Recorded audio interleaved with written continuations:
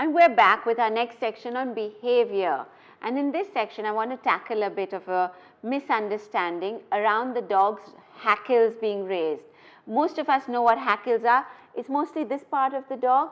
And if you notice, when the dog's angry, he might raise it. He might even raise the entire hair on his back. So normally when the dog raises the hair on the back of his neck or part of the back, we call it raising of the hackles. Now, most people again think a dog only raises his hackles when he's angry or in a state of aggression, or he is aggressively aroused. And in my opinion, that's not always true. I have seen dogs that will raise their hackles even when they're excited. I've seen dogs that would do it when they are frightened.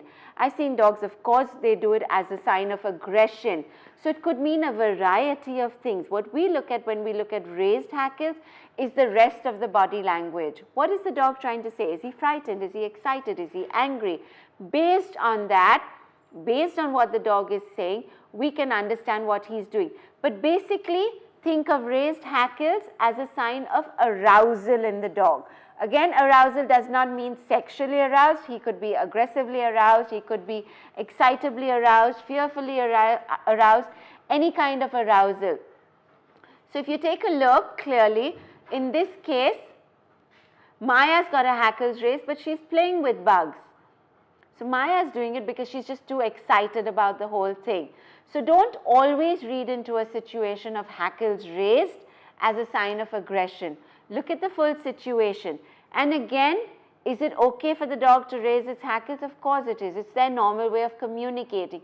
Each dog will have its own individual time to raise hackles and its own individual reaction, which brings about raised hackles.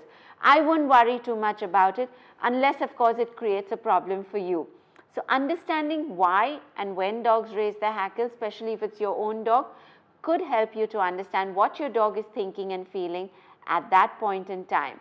So remember, pay more attention to your dogs, watch them closely, because every minute of every day they are talking. They're talking to us, they're talking to other dogs that are around, they're communicating. And if we learn to listen, we can be better friends with our dogs.